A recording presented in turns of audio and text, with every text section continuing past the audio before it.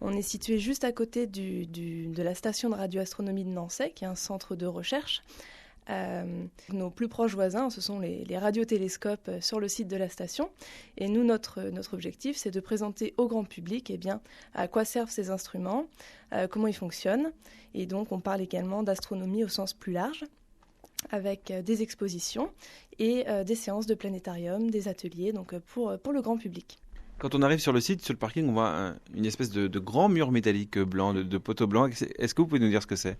Alors cette grande structure métallique, justement, c'est un radiotélescope, c'est le grand radiotélescope donc, de la station, et il est en train d'observer, excepté le mardi, il fonctionne tous les jours, la nuit, le jour, et donc il observe des objets célestes. Et pourquoi le mardi, c'est férié pour lui ?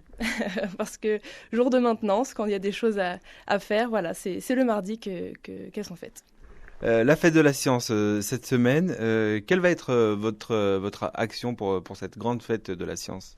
Alors pour la fête de la science, on va sortir un petit peu des murs du pôle des étoiles. On sera sur Bourges avec un atelier sur les ondes radio, parce que donc ces radiotélescopes que l'on a à Nançay observent dans le domaine des ondes radio. Donc notre objectif, c'est de présenter ces ondes radio. Donc on va parler de la lumière au sens large, la lumière visible par l'œil humain, et puis toutes celles qui sont invisibles à l'œil humain, dont les ondes radio, et donc extrapoler un petit peu sur le fonctionnement des instruments de la station de radioastronomie.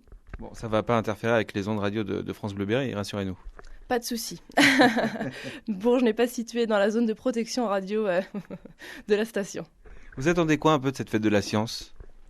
Eh bien, présenter, c'est toujours l'objectif, diffuser les sciences, expliquer ce qui se passe dans le monde scientifique, notamment dans la radioastronomie, qui est un petit peu méconnue par rapport à l'astronomie.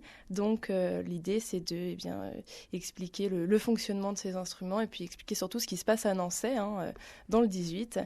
C'est un centre de radioastronomie très important, donc pouvoir le présenter au grand public, le faire découvrir.